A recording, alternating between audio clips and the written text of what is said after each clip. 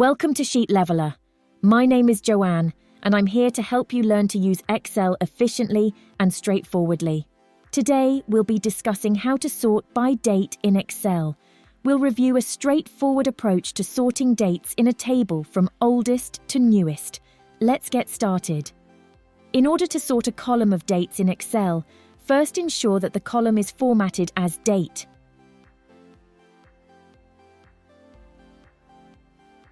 We should select the entire region that we want to sort, including the header.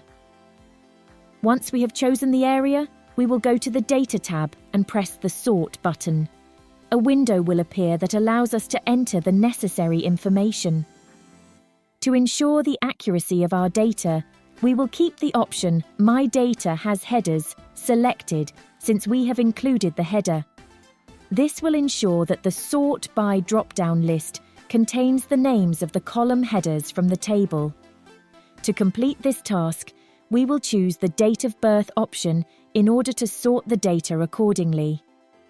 Afterward, we will proceed to the next step. In the Order section, you can decide how you want to arrange the dates, either from oldest to newest or from newest to oldest.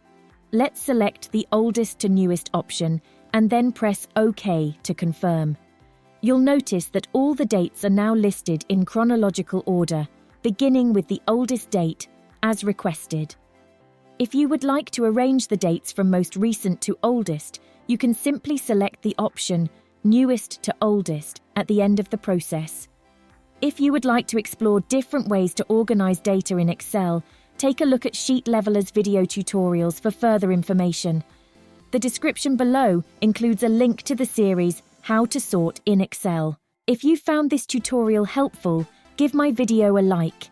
If this is your first time here, hit that subscribe button and join our online community.